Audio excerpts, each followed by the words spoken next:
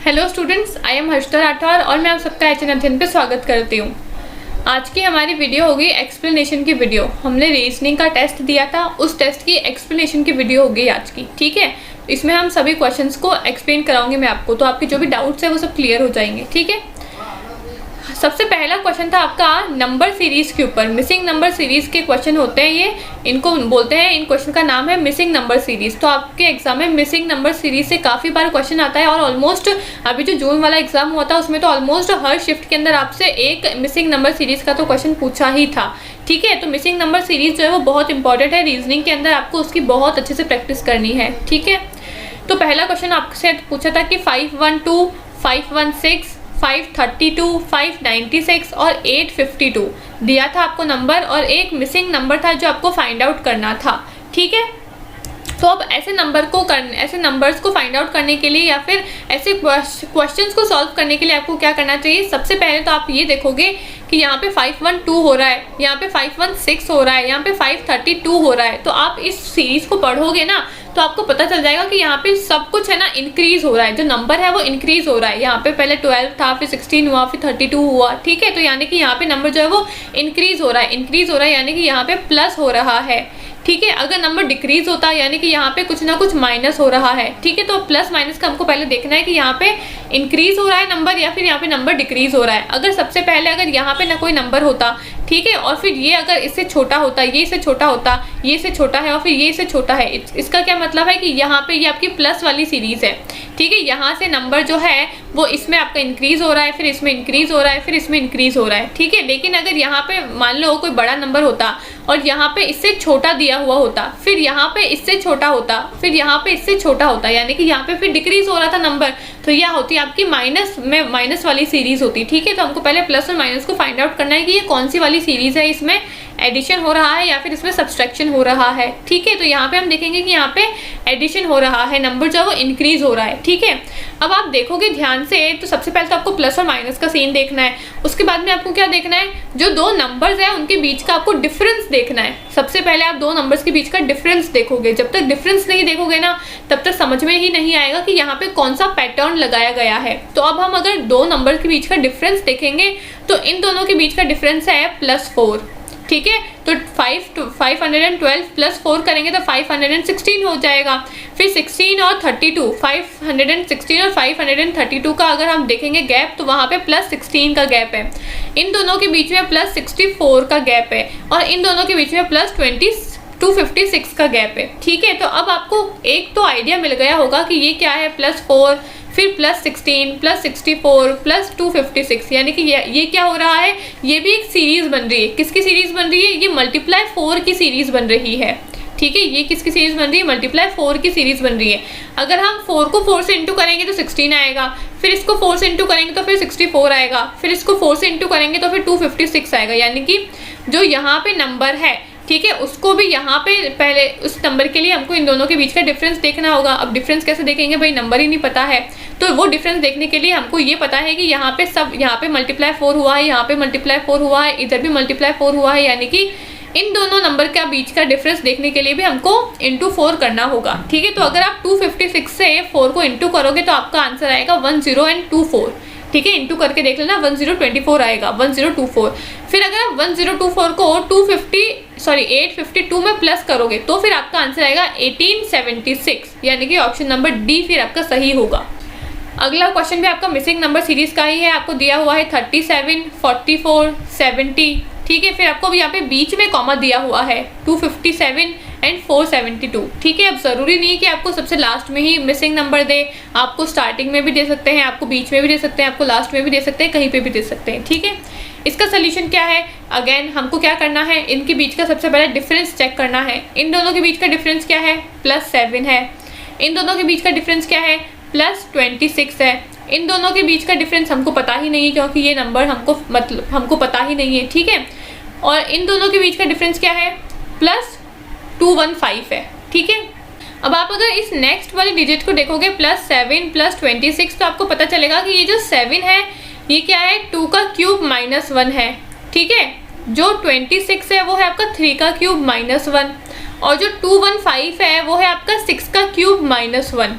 यानी कि जब ये 2 का क्यूब है -1, ये 3 का क्यूब है -1 और ये 6 का क्यूब है -1, यानी कि ये हो सकता है आपका 4 का क्यूब -1 और ये होगा आपका 5 का क्यूब -1, यानी कि इन दोनों के बीच का डिफरेंस होगा आपका 4 का क्यूब -1 और इन दोनों नंबर के बीच का डिफरेंस होगा आपका 5 का क्यूब -1। ये आपका एक सीरीज बन गई ना पूरी की पूरी, 2 का क्यूब -1, 3 का क्यूब -1, 4 का क्यूब -1, 5 का एंड 6 का क्यूब -1। ठीक है, तो अब ये सीरीज बन गई। अब आप निकाल लो कि भाई जब ये 2 का, 3 का और 6 का है तो अब आपको 4 का क्यूब -1 निकालोगे तो आपका आ जाएगा 63 आ गया। अब 63 को 70 से प्लस करोगे तो आ जाएगा 133 और 133 आपका इसमें ऑप्शन दिया हुआ है बी वाला, तो बी वाला आपका सही आंसर हो जाएगा।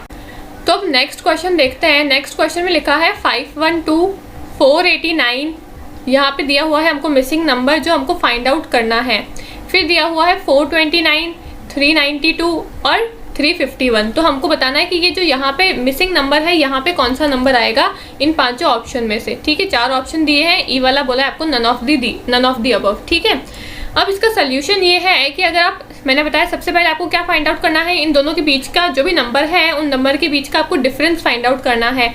इन दोनों के बीच का डिफरेंस है -23। ठीक है, इन दोनों के बीच का डिफरेंस और इन दोनों के बीच का डिफरेंस हम नहीं बता सकते क्योंकि ये नंबर क्या है, मिसिंग है। ठीक है, तो हम चलते हैं सीधा यहाँ पे। इन दोनों के बीच का डिफरेंस क्या है, इन दोनों के बीच का डिफरेंस है -37 और इन दोनों के बीच का डिफरेंस क्या है, इनका डिफरेंस है -41। अब आप देखोगे कि यहाँ पे एक पैटर्न बन रहा है, वो पैटर्न है आपका प्राइम नंबर का पैटर्न। ठीक है, एक पैटर्न बन रहा है आपका प्राइम नंबर का पैटर्न कि 23 आपका एक प्राइम नंबर होता है, 37 भी आपका प्राइम नंबर होता है और 37 के बाद में 38, 39 और 40 तीनों ही नहीं आते हैं और 41 आता है जो कि आपका एक प्राइम नंबर होता है। तो यहाँ पे हमको देखने को मिल रहा है कि यहाँ पे जो भी डिफरेंसेस आ रहे हैं ना वो प्राइम नंबर के आ रहे हैं। तो हम ये बोल सकते हैं कि इन दोनों के बीच का डिफरेंस और इन दोनों के बीच का डिफरेंस भी प्राइम नंबर हो सकता है। ये भी प्राइम नंबर है 23, 37 भी प्राइम नंबर है और 41 भी प्राइम नंबर है। तो हम लगा सकते हैं ना ये अनुमान तो कि इन दोनों के बीच का डिफरेंस भी प्राइम नंबर हो सकता है और इन दोनों के बीच का डिफरेंस भी आपका प्राइम नंबर हो सकता है। तो 23 के बाद में प्राइम नंबर क्या होता है, 29 होता है और 29 के बाद का प्राइम नंबर क्या होता है, 31 होता है और 31 के बाद का प्राइम नंबर 37 होता है और इसके बाद का 41 होता है। तो हमको ये देख के पता चला कि ये एक सीरीज बन रही है पूरी प्राइम नंबर की। ठीक है, अब हम इसको चेक करते हैं कि ये वाला आंसर हमारा सही है या फिर नहीं है, लेकिन अभी तक आंसर आया नहीं है। ठीक है, यहाँ पे है, हमने फाइंड आउट किया कि इन दोनों का जो डिफरेंस है वो 29 हो सकता है, -29 हो सकता है। तो अब करके देखो 489 में से 29 को माइनस करके देखो क्या आंसर आएगा, आपका आंसर आएगा 460। ठीक है, 460 ऑप्शन में दे रखा है, बिल्कुल दे रखा है, ऑप्शन नंबर 20 का सही आंसर है। अब नेक्स्ट क्वेश्चन क्या है आपका, ये आपकी है अल्फ़ाबेटिक सीरीज, इसको बोलते हैं अल्फ़ाबेटिक सीरीज। वो हमने देखी थी मिसिंग नंबर की सीरीज थी, ये है आपकी अल्फ़ाबेटिक सीरीज। ऐसे क्वेश्चंस भी आपसे एग्जाम में काफ़ी बार पूछे जाते हैं, तो ये भी काफ़ी इंपॉर्टेंट टॉपिक है। ठीक है, अब यहाँ पे आपको ऐसे क्वेश्चन को करने के लिए सबसे पहले ऊपर आप अल्फ़ाबेट लिख लेना A to Z तक। ठीक है, अल्फ़ाबेट आपको लिखने हैं A to M 1 लाइन में, फिर N to Z लिखने हैं आपको 1 लाइन में। ठीक है, अब अल्फ़ाबेट अगर ऊपर लिख लोगे ना तो आपके लिए क्वेश्चन को सॉल्व करना बहुत ही इजी हो जाएगा। तो अगर आप अल्फ़ाबेट वाले क्वेश्चंस देख लो, अल्फ़ाबेटिक सीरीज वाले क्वेश्चन देख लो ना, तो सबसे पहले क्या करना, जो आपको रफ पेपर मिलेगा उसके ऊपर ABCD लिख लेना Z तक। ठीक है, और ABCD ऐसे नहीं कि जैसे मन में आई वैसे लिख ली, नहीं, A to M लिखना है एक लाइन में, N to Z लिखना है एक लाइन में। ठीक है, 13 आपके नंबर आने चाहिए टोटल। ठीक है, 13 अल्फ़ाबेट्स आने चाहिए आपके एक लाइन के अंदर। ठीक है, अब अगर हम ये वाला क्वेश्चन देखें तो यहाँ पे बोला है FAG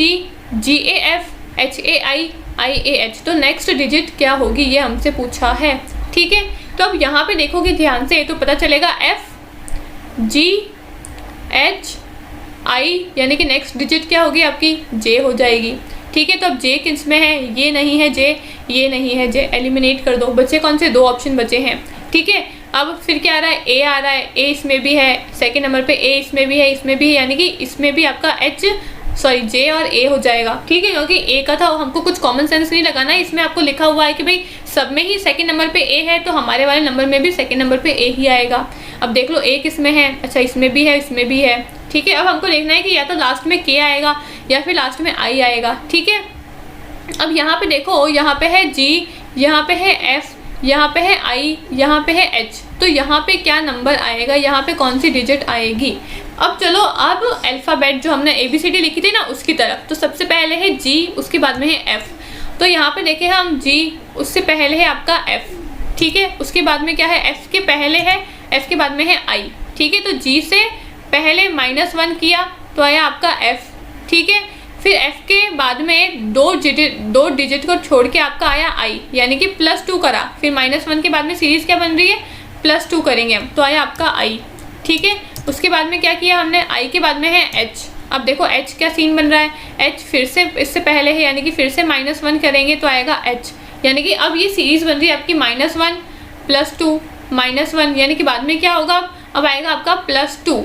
अब इसके बाद में क्या से वो पैटर्न बनेगा आपका +2 का, ठीक है। तो यहाँ पे H है, तो H के +2 में क्या आता है, H में आता है आपका I आता है और आपका J आता है, यानी कि +2 में क्या आएगा, K आएगा, ठीक है। तो यहाँ पे होगा आपका HA JA और K, JAK, यानी कि A ऑप्शन इसका सही आंसर है।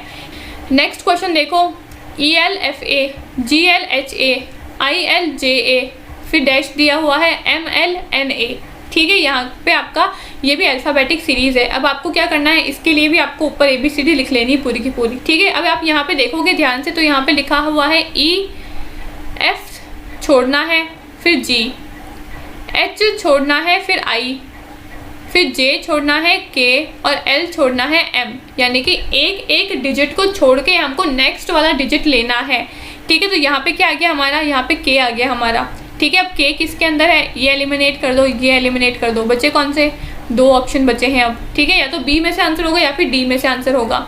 अब नेक्स्ट सब में सेकंड डिजिट जो है वो L है, तो हम भी L लिख देते हैं, ठीक है। उसमें हमको कुछ करना ही नहीं है, ठीक है। यहाँ पे भी L है, यहाँ पे भी L है, ठीक है। नेक्स्ट डिजिट देखो क्या होती है, यहाँ पे है F, यहाँ पे है H, यहाँ पे है J, यहाँ पे है N। अब इसको देखोगे ध्यान से, F फिर एक डिजिट छोड़ के H आया है, F के बाद में हमने G छोड़ा, H आया, ठीक है। F G H, फिर I छोड़ा तो J आया, फिर K छोड़ेंगे तो फिर से L आएगा, ठीक है। L फिर M छोड़ेंगे तो फिर आपका N आएगा, यानी कि यहाँ पे फिर से हमने एक डिजिट बाद वाला डिजिट को लिया है, यानी कि KLL वाला हमारा नंबर बना। अब KLL कौन सा है, A की है KLL, तो D ऑप्शन, तो A की तरफ जाओ ही मत। और A अगर देखना भी है तो सबके लास्ट में A लिखा हुआ है, यानी कि यहाँ पे भी आपका A ही आ जाएगा, ठीक है। तो आपका D ऑप्शन जो है वो सही आंसर है। अब 6th वाला क्वेश्चन है आपका, ये क्या बोल रहा है, CMM EOO GQQ dash KUU, ठीक है। अब इसको हमको कैसे करना है, सेम वही पैटर्न चेक करेंगे भी क्या पैटर्न लग रहा है। C D छोड़ के E है, इसमें भी एक डिजिट छोड़ के है, F छोड़ के इसमें G है, यानी कि इसमें भी एक डिजिट को छोड़ के नेक्स्ट लेनी है हमको, तो H छोड़ के यहाँ पे I हो जाएगा भाई। C D छोड़ा, E F G, तो H के बाद में I आ जाएगा ना, तो यहाँ पे भी एक डिजिट को छोड़ के I आ गया आपका, ठीक है। अब I किस में है, A भी हटा दो और B भी हटा दो, एलिमिनेट कर दो, तो एलिमिनेट करके 2 ऑप्शन तो आपके चले गए। अब बच्चा कौन सा, C होगा या फिर D होगा, ठीक है। अब नेक्स्ट क्या है, M, फिर N छोड़ के O है, MNO, फिर P छोड़ के Q है, फिर R छोड़ के यहाँ पे S आ जाएगा। यहाँ पे भी सेम करना है, एक डिजिट को छोड़ के दूसरी डिजिट लेनी है हमको, तो यानी कि I और S किस में है, C में है, तो नेक्स्ट S को देखो ही मत।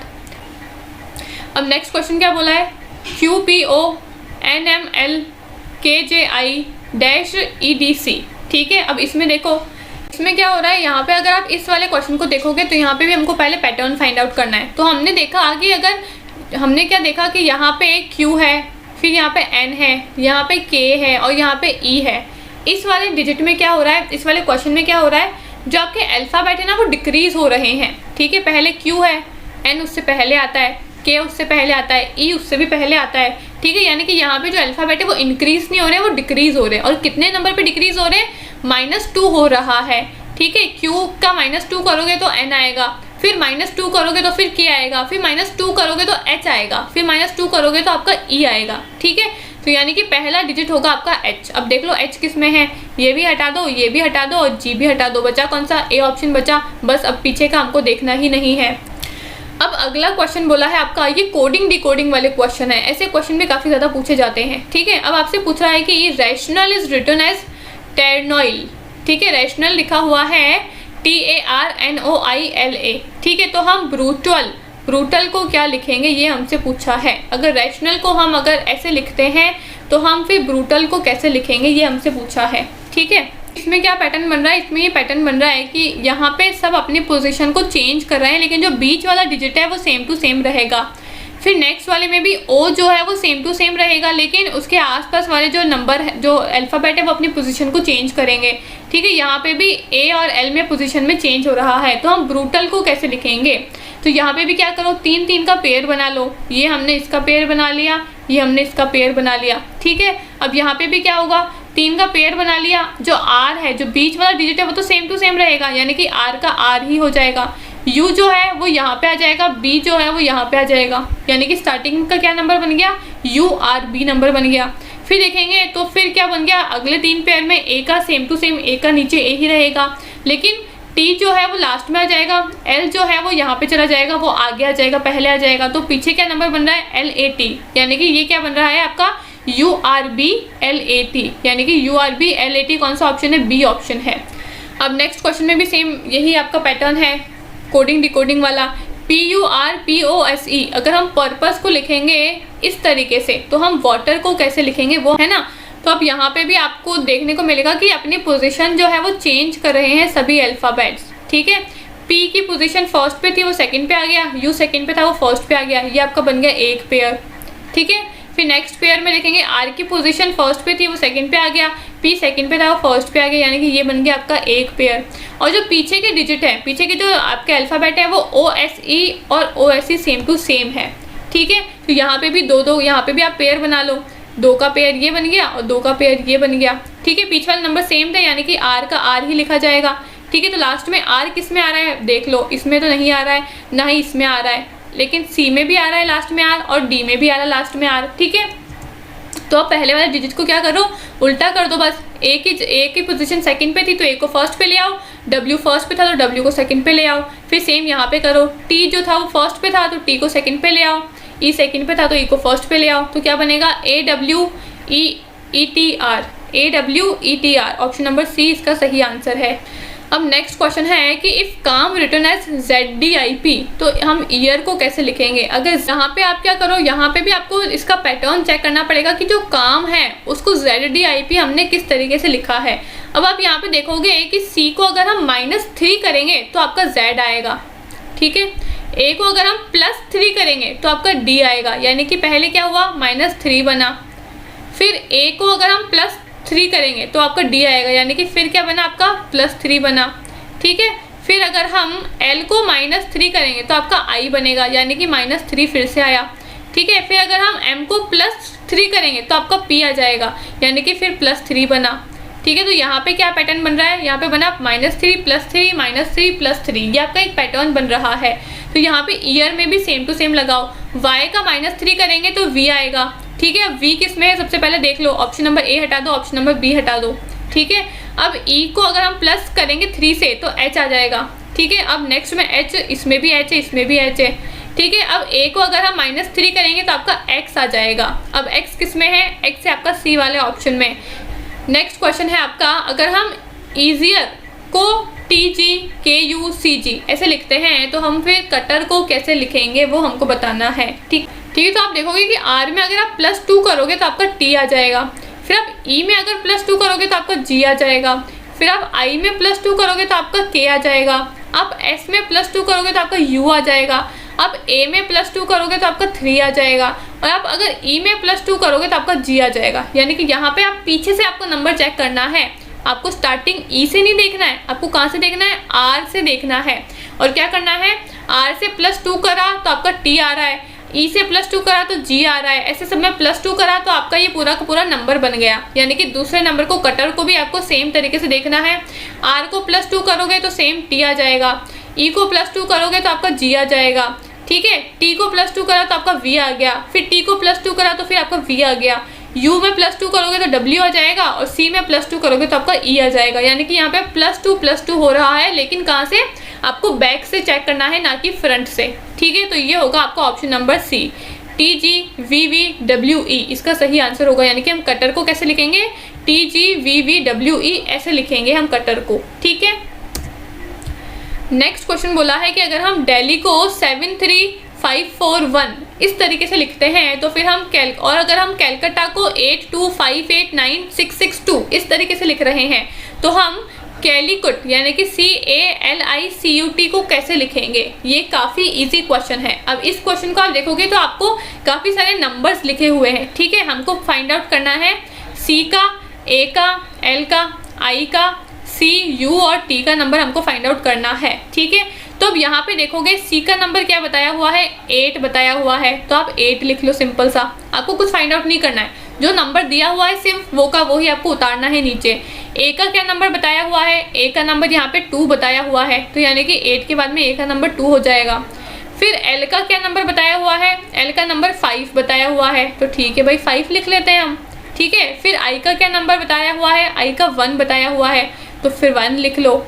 C का क्या बता रहे हैं, C का ये 8 बता रहे हैं, तो ठीक है भाई 8 लिख लो। U का क्या बता रहे हैं, U का ये 9 बता रहे हैं, ठीक है। और T का क्या बता रहे हैं, T का 6 बता रहे हैं, तो यहाँ पे लास्ट में 9 और 6 भी लिख लेते हैं। बस ये बन गया आपका नंबर, यानी कि CALICUT को हम कैसे लिखेंगे, 8251896, ठीक है। 8251896, सी ऑप्शन इसका सही आंसर हो गया। अब नेक्स्ट क्वेश्चन देखो, in a certain code ripple is written as this, ठीक है, 613382, life is written as this 8192, तो फिर हम PILLER को कैसे लिखेंगे? सेम आपको नंबर चेक करना है, ठीक है। P नंबर पे क्या बता रहे हैं, P नंबर कितना बता रहे हैं, 3 बता रहे हैं, तो ठीक है भाई 3 लिख लो, ठीक है। फिर I कितना बता रहे हैं, I 1 बता रहे हैं, तो 1 लिख लो। फिर L कितना बता रहे हैं, L 8 बता रहे हैं, ठीक है, यानी कि L 8 बता रहे हैं, तो डबल 8 लिख लो भाई, 2 बार L है तो 2 बार 8 आ जाएगा, ठीक है, तो डबल 8 लिख लो। E कितना बता रहे हैं, 2 बता रहे हैं, और R कितना बता रहे हैं, R 6 बता रहे हैं, ठीक है, तो यहाँ पे 2 और 6 भी लिख लेते हैं। तो आपका नंबर क्या बना, 318826, क्या बना 318826, ऑप्शन नंबर A इसका करेक्ट आंसर है। नेक्स्ट क्वेश्चन है, if give is coded as 5137, if bat is coded as 924, how is get coded, ठीक है। अगर हम गिव को 5137 लिखेंगे, अगर हम बैट को 924 लिखेंगे, तो फिर हम गेट को कैसे लिखेंगे? सेम जी पे क्या बताया हुआ है, नंबर 5 बताया हुआ है, तो जी पे 5 लिख लो। ए का क्या बता रहे हैं, ए का 2 बता रहे हैं, तो 2 लिख लो। टी का क्या बता रहे हैं, टी का 4 बता रहे हैं, तो 4 लिख लो। और ई का 7 बता रहे हैं, तो 7 लिख लो। 5247, 5247, ऑप्शन नंबर सी इसका करेक्ट आंसर है। अब नेक्स्ट क्वेश्चन क्या बोला है, अगर हम फ्रोजन को OFAPSG ऐसे लिखेंगे, तो हम मॉल्टन को कैसे लिखेंगे? ठीक है, अगर हम फ्रोजन को ऐसे लिखते हैं तो हम मॉल्टन को कैसे लिखेंगे, वो हमसे पूछा है। ठीक है, आप यहाँ पे देखोगे तो n आपको पीछे से देखना है, फिर से इस वाले क्वेश्चन में फिर से बैक से आपका सीरीज बनेगी, बैक से पैटर्न बन रहा है। अगर आप देखोगे n में +1 करोगे तो O आएगा, E में +1 करेंगे तो F आता है, Z में +1 करोगे तो A आएगा। ठीक है, O में +1 करोगे तो आपका P आएगा, R में +1 करोगे तो आपका S आएगा, और अगर F में +1 करोगे तो आपका G आएगा। यानी कि क्या हो रहा है, पीछे वाली डिजिट से +1 करके हमको आगे से लिखना है। तो N में +1 करोगे तो आपका O आ जाएगा, E में +1 करोगे तो आपका F आ जाएगा, T में +1 करोगे तो आपका U आ जाएगा, L में +1 करोगे तो M आ जाएगा, O का +1 P होता है और M का +1 N होता है। यानी कि आपका सही क्या बनेगा, OFUMPN। ठीक है, सी ऑप्शन इसका सही आंसर बन जाएगा। अब नेक्स्ट क्वेश्चन क्या बोला है, if letters of the word cylinder are arranged alphabetically then which letter would be farthest from the first letter of word. यानी कि यदि शब्द सिलेंडर के अक्षरों को वर्णानुक्रम में व्यवस्थित किया जाए तो कौन से अक्षर से सबसे दूर होगा आपका पहला अक्षर। ठीक है, जो आपका सिलेंडर है इसको अगर आप अल्फाबेटिकली जमाओगे ना, कि भाई पहले A आता है, B आता है, C आता है, उस अल्फाबेटिकली अगर आप इसको जमाओगे, वर्णानुक्रम में अगर आप इसको व्यवस्थित करते हो, तो सबसे लास्ट में पहले अक्षर से सबसे जो लास्ट वाला अक्षर है वो कौन सा होगा, वो हमसे पूछा है। ठीक है, तो इसको अगर हम जमाते हैं अल्फाबेटिकली तो हमारा आएगा नंबर CCDEILNRY। ठीक है, तो हमसे पूछा है कि पहले नंबर का जो है ना, पहले नंबर पे जो आपका अक्षर है उससे जो है ना सबसे दूरी वाला कौन सा अक्षर है वो हमसे पूछा है। तो सबसे दूरी वाला कौन सा होगा, जो सबसे लास्ट में लिखा है, और सबसे लास्ट में कौन सा लिखा है, Y लिखा है। तो यानी कि सी ऑप्शन इसका सही आंसर हो गया। नेक्स्ट क्वेश्चन क्या बोला है, in a certain code monkey is written as XDJMNL। तो हम टाइगर को किस तरीके से लिखेंगे। ठीक है, अगेन कोडिंग डिकोडिंग वाला क्वेश्चन, कि अगर मंकी को ऐसे लिखेंगे तो हम टाइगर को फिर किस तरीके से लिखेंगे, वो हमसे पूछा है। इसमें भी आपको पहले पैटर्न चेक कर लो कि पैटर्न कैसे बन रहा है। मंकी में क्या लिखा हुआ है, y जो आता है जिस नंबर पे आता है उसका -1 करोगे तो आपका x आ जाएगा, ठीक है। फिर e के अगर आप -1 करोगे तो आपका d आ जाएगा, k का -1 करोगे तो आपका j आ जाएगा, n का -1 करके आपका m आता है, o का -1 करके आपका n आता है और m का -1 करके आपका l आता है। यानी कि फिर हमको ये पता चला कि जो है ना y का अगर हम -1 करेंगे तो हमारी पहली वाली डिजिट जो है वो बन रही है। यानी कि अब सेम टू सेम यहाँ पे भी करो, r का -1 करो, r से पहले क्या आता है q आता है, तो -1 करके आपका q आ गया। अब देखो q किसके अंदर है, इसमें भी नहीं है, इसमें भी नहीं है और इसमें भी नहीं है, यानी कि ए ऑप्शन में आपका q दिया हुआ है, तो ए ही आपका सही आंसर होगा। अब नेक्स्ट क्वेश्चन आया है आपका ब्लड रिलेशन वाला, ठीक है। इसमें क्या बोला है, इंट्रोड्यूसिंग सोनिया आमिर सेज, यानी कि सोनिया को इंट्रोड्यूस करते हुए आमिर क्या कहता है, she is the wife of only Neiphiu of only brother of my mother, यानी कि वो मेरे मदर के ब्रदर की इकलौती नेफ्यू की वाइफ है, ठीक है। तो how Sonia is related to Aamir, तो सोनिया जो है वो आमिर से किस तरीके से रिलेटेड है, संबंधित है। एक बार हिंदी में पढ़ के बता देती हूँ। सोनिया का परिचय देते हुए आमिर कहते हैं कि वह मेरी माँ के इकलौते भाई, ठीक है, माँ का इकलौता भाई, इकलौते भाई के भतीजे, ठीक है, इकलौते भाई का भी कौन सा है, इकलौता भतीजा है, ठीक है। वह मेरी माँ के इकलौते भाई के इकलौते भतीजे की पत्नी है।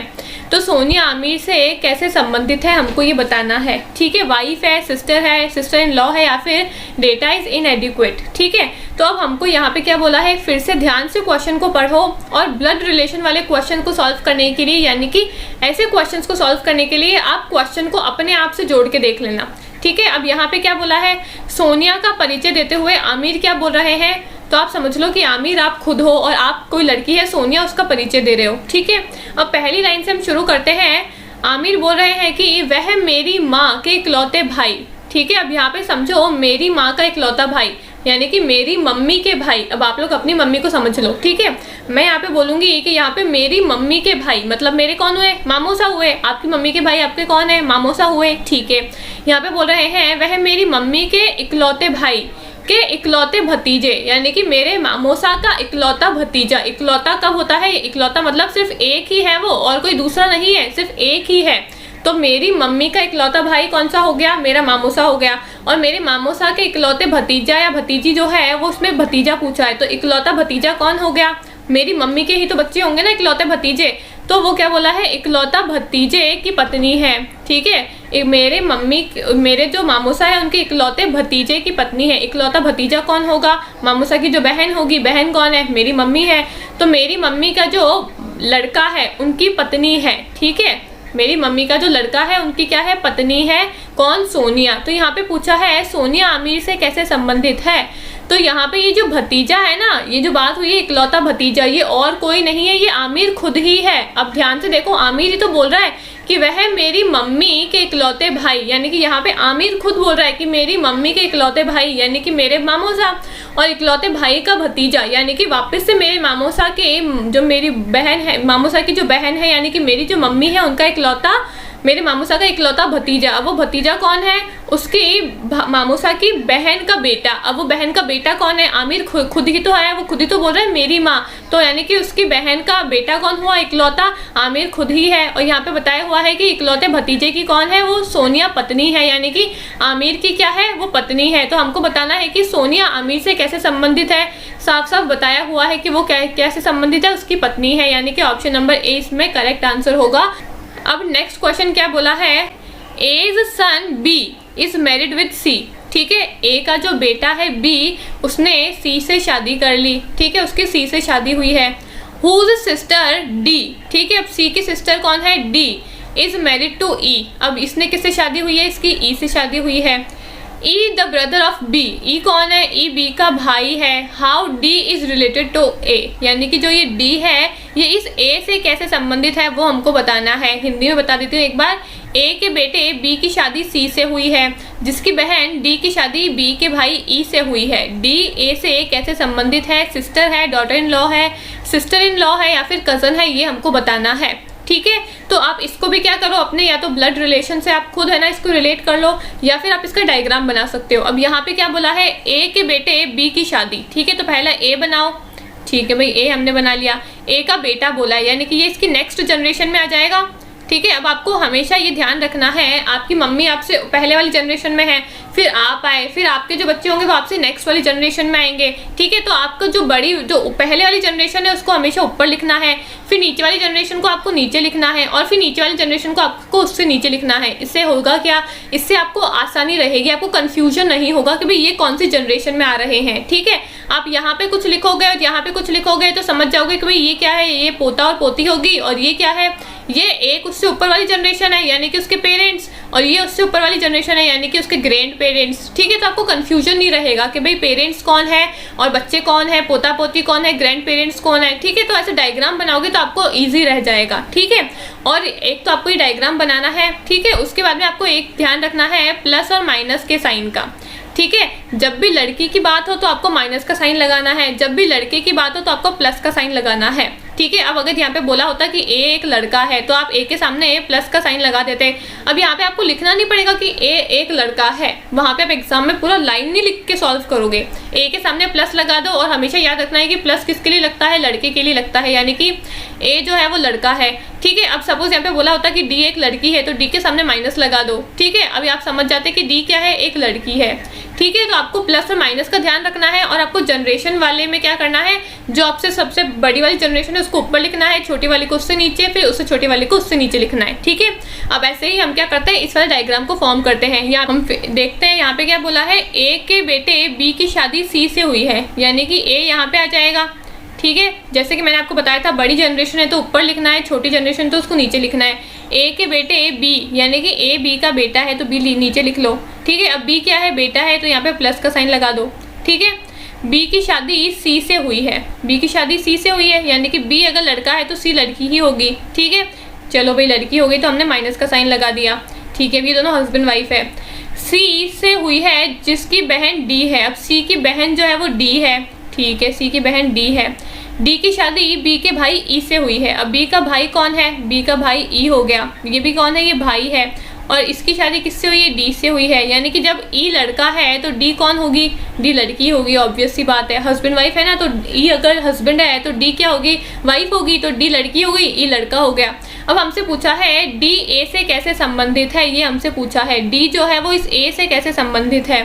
तो जो बी है उसके पेरेंट्स आपके ए है, ठीक है। यहाँ पे लिखा हुआ है ना ए का बेटा बी है, ठीक है। लिखा हुआ है ना कि ए के बेटे बी की शादी हुई है, यानी कि ए का बेटा कौन है, बी है, और ई जो है वो बी का भाई है, यानी कि ए जो है वो ई के भी पेरेंट्स हो गए। अब ई ए कौन है वो हमको नहीं पता है, ए आपका है ना, आपकी है ना मम्मी हो सकती है, या फिर आपके फादर हो सकते हैं, कौन है वो हमको नहीं पता है, लेकिन ए जो है वो पेरेंट्स है बी के, और ई जो है वो बी का ही भाई है, यानी कि ई के भी पेरेंट्स हो गए ए, ठीक है। अब हमसे पूछा है कि डी का ए से कैसे संबंध है, तो ये कौन है, ये इसके पेरेंट्स हो गए, तो इसके बेटे की बहू होगी ना डी, तो डी कौन है, डी बहू रानी हो गई। तो यहाँ पे यही तो पूछा था कि डी ए से कैसे संबंधित है, डी आपकी बहू रानी है, यानी कि डॉटर इन लॉ है। ऑप्शन नंबर बी करेक्ट है, ठीक है।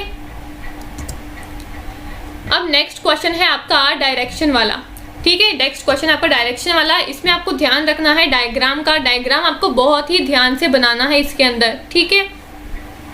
अब यहाँ पे क्वेश्चन पहले ध्यान से पढ़ो, यहाँ पे क्या बोला है, a man is facing southwards, ठीक है। तो सबसे पहले डायरेक्शन वाले क्वेश्चन को सॉल्व करने के लिए आपको डायरेक्शन पता होनी चाहिए नॉर्थ साउथ ईस्ट वेस्ट की। अब डायरेक्शन कैसे पता होनी चाहिए, जब भी ऐसे क्वेश्चन को सॉल्व करो आप प्लस बना लो, ठीक है। ऊपर लिख लो नॉर्थ, नीचे लिख लो साउथ, यहाँ पे हो जाएगा आपका ईस्ट और यहाँ पे हो जाएगा आपका वेस्ट, ठीक है। ये हो गया नॉर्थ, ये हो गया आपका साउथ, ये हो गया ईस्ट, ये हो गया west, north south east west, ठीक है। और ये तो हो गया आपके चार मेजर डायरेक्शंस, और आपकी सब डायरेक्शंस हो जाएगी इनके बीच में, यानी कि ये नॉर्थ है और ये ईस्ट है तो ये क्या हो जाएगा, नॉर्थ ईस्ट हो जाएगा। ये नॉर्थ है और ये वेस्ट है तो ये नॉर्थ वेस्ट हो जाएगा।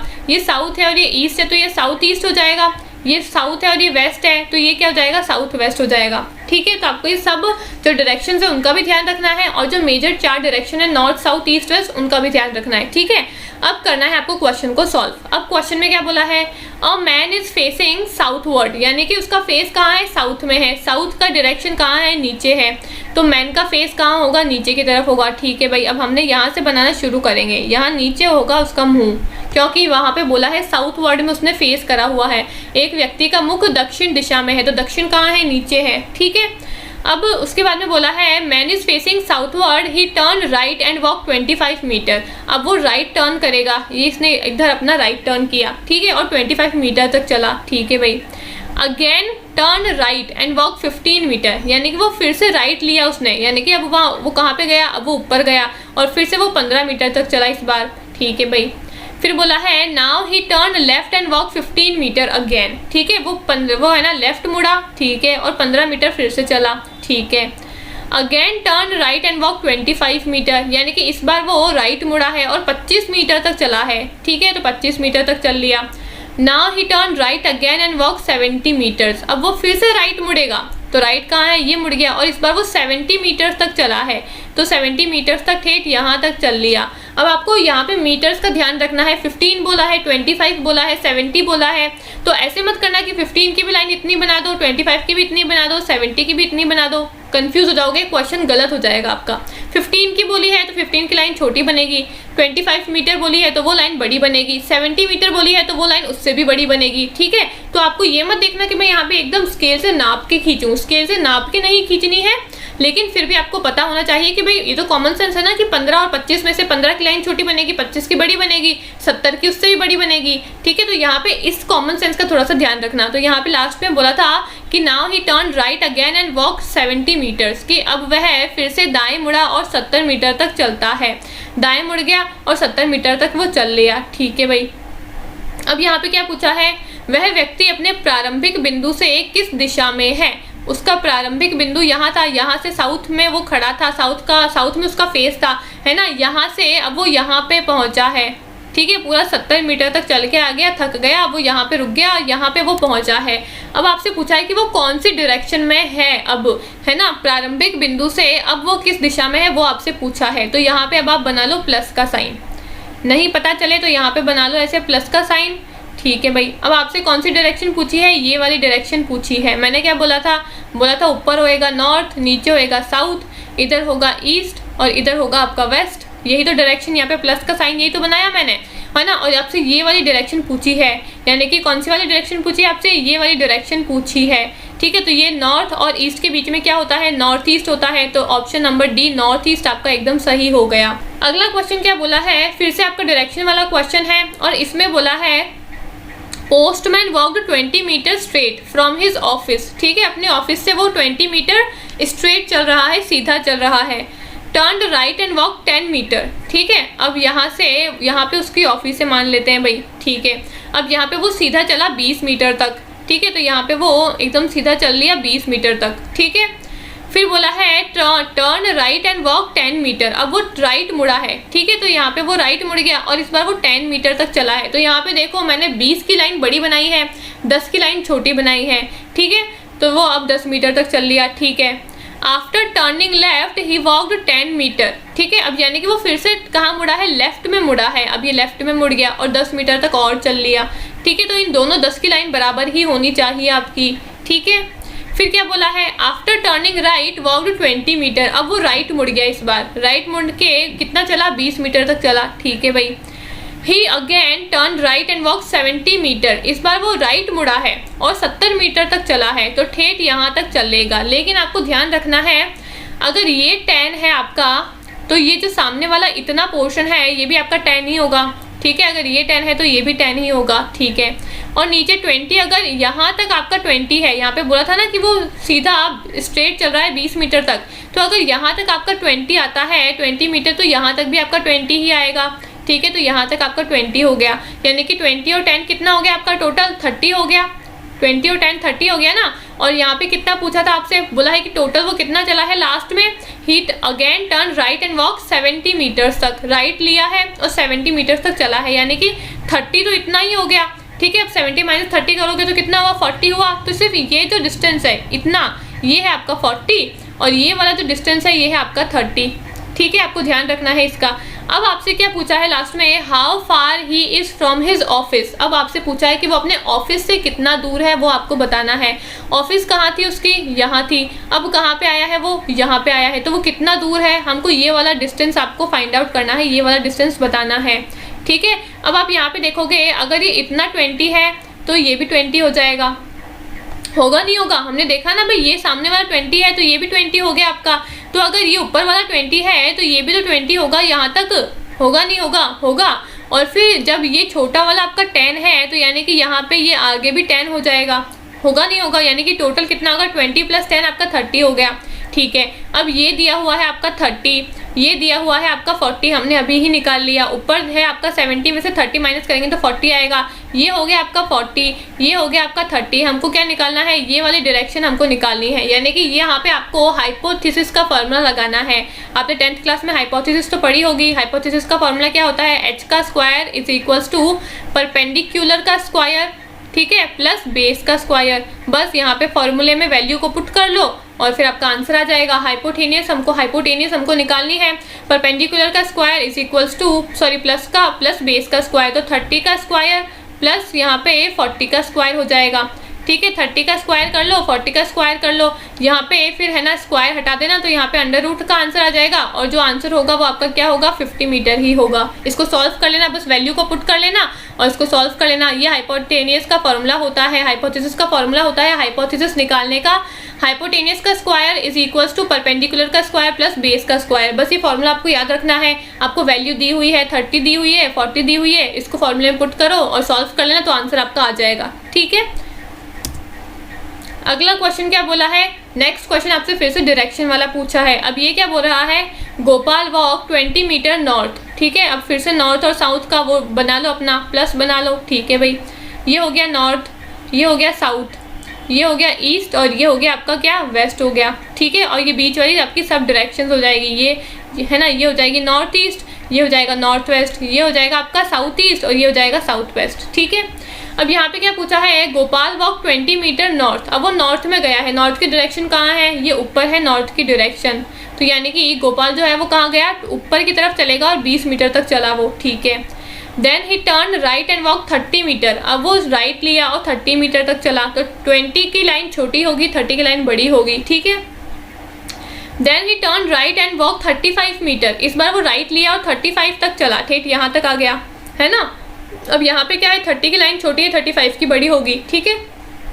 Again he turn left and walk 15 metre. इस बार वो लेफ्ट मुड़ा, है ना, और उसने कितना चला, 15 मीटर तक चला, ठीक है भाई। Then he again turn left and walk 15 metre. फिर से लेफ्ट मुड़ा, ऊपर की तरफ गया और 15 मीटर तक फिर से चला, ठीक है भाई। तो अब आपसे क्या पूछा है, shortest distance between his original position and the final one. यानी कि जो ओरिजिनल पोजीशन है और जो फाइनल वन है, यानी कि वो जहाँ पे अभी पहुँचा है, उसके बीच का आपको डिस्टेंस पूछा है। यानी कि उसकी मूल स्थिति और अंतिम स्थिति के बीच की न्यूनतम दूरी कितनी है वो आपसे पूछी है। तो उसने यहाँ से शुरू किया था और वो यहाँ पे पहुँचा है। तो देखोगे आप, ये ऊपर वाला अगर 30 है तो ये नीचे वाला भी 30 हो जाएगा, नहीं हो जाएगा, ठीक है। आपसे ये वाला पूरा डिस्टेंस पूछा है तो हम कैसे निकालेंगे इसको, बहुत ही सिंपल है। अगर ये ऊपर वाला 30 है तो ये इतना नीचे का डिस्टेंस भी आपका क्या हो जाएगा, 30 हो जाएगा, ठीक है भाई, 30 हो गया। और ये नीचे का डिस्टेंस अगर आपका 15 है, जो कि यहाँ पे दिया हुआ भी है कि he turn left and walk 15 metre, तो वो यहाँ से लेफ्ट मुड़ा था और वो 15 मीटर तक चला था। तो अगर ये नीचे वाला 15 है तो ये ऊपर वाला भी 15 हो जाएगा, ठीक है भाई। अब 30 + 15 कर लो तो ये आपका टोटल आ जाएगा, इतना 13 हो गया और उससे आगे का आपका 15 हो गया। तो 30 + 15 कर लो तो आंसर आ जाएगा आपका 45 मीटर। अगला क्वेश्चन क्या बोला है, y is in the east of x, ठीक है। y क्या है, x के ईस्ट में है। यानी कि अब फिर से पहले प्लस माइनस वाला वो फॉर्मूला बना लो, माइनस नहीं है प्लस ही है वो, ठीक है। तो पहले प्लस वाला फॉर्मूला बना लो, है ना। यहाँ पे हो जाएगा आपका नॉर्थ, यहाँ पे हो जाएगा आपका साउथ, यहाँ पे हो गया आपका ईस्ट, यहाँ पे हो गया आपका वेस्ट, ठीक है। अब क्या बोला है, y is in the east of x, यानी कि y x के पूर्व में है, ठीक है। तो x के y is in the east of x, x के ईस्ट में है कौन, y। तो यानी कि y हो जाएगा आपका यहाँ पे और x कहाँ पे हो जाएगा, x आपके हो जाएगा वेस्ट के अंदर, ठीक है भाई, मेरा ये वेस्ट है और ये ईस्ट है, तो अगर वाई ईस्ट में होगा तो एक्स वेस्ट में ही तो होगा, तभी तो वो वाई के है ना तरफ ईस्ट में होगा। ठीक है, तो वाई हो गया आपका वेस्ट में, वाई हो गया आपका ईस्ट में, एक्स हो गया आपके वेस्ट में। ठीक है, which is in the north of Z. अब ये विच जो है वो एक्स के लिए लगा हुआ है कि एक्स क्या है अब नॉर्थ, जेड के नॉर्थ में है, यानी कि अब ये यहाँ पे आपका जेड कहाँ पे होगा, साउथ में होगा।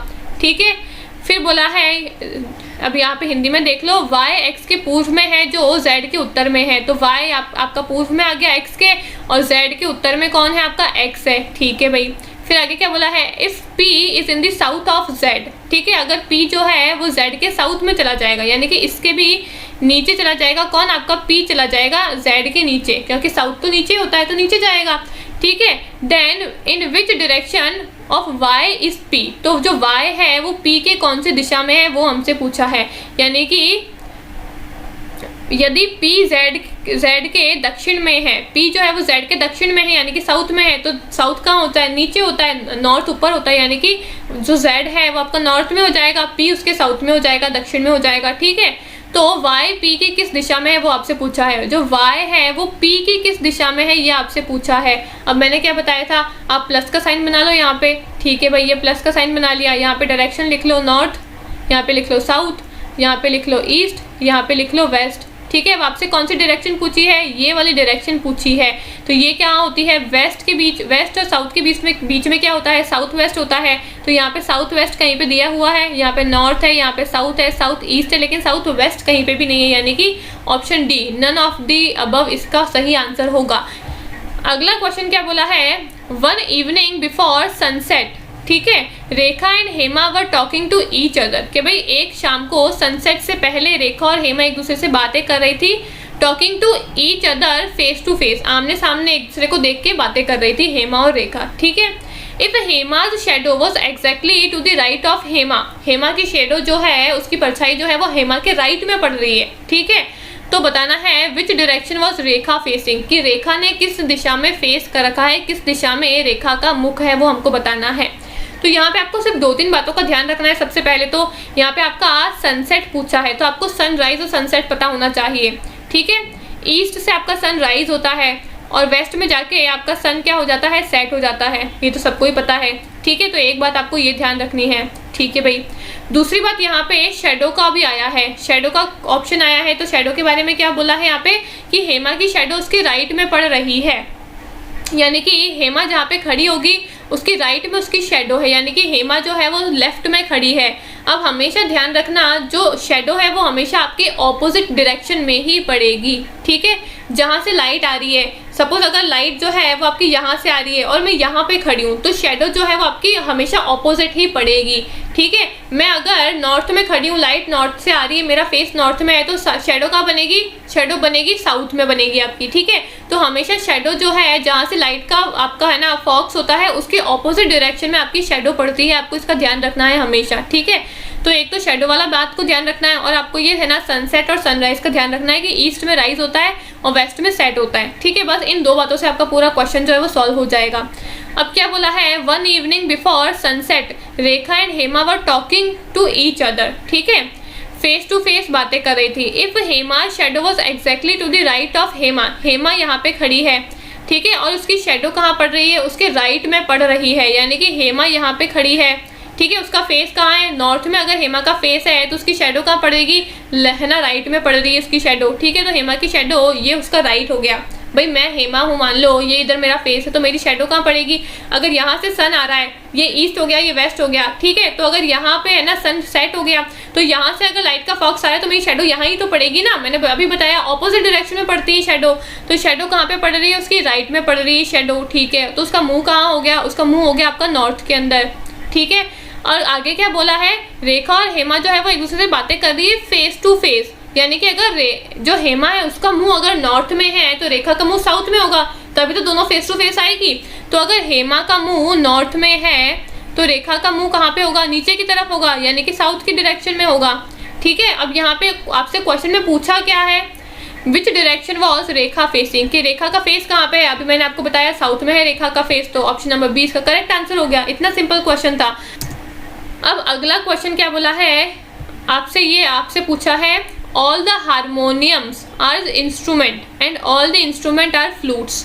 तो हमको कुछ कंक्लूजन दिया है और हमको बताना है कि पहला कथन सही है या फिर दूसरा कथन सही है, वो हमको बताना है। ठीक है, ये क्वेश्चन आपके सिलॉजिज्म के क्वेश्चन है। आपकी लॉजिकल रीजनिंग में भी मैं ऐसे कुछ क्वेश्चन कराऊंगी और ये आपकी लॉजिकल रीजनिंग में भी पूछ सकते हैं या फिर आपके जो सिंपल रीजनिंग और मैथ्स वाला चैप्टर है उसके अंदर भी पूछ सकते हैं। ठीक है, तो इसमें आपको क्या पूछा है आपसे, इसमें 2-3 बातें आपको ध्यान रखनी है।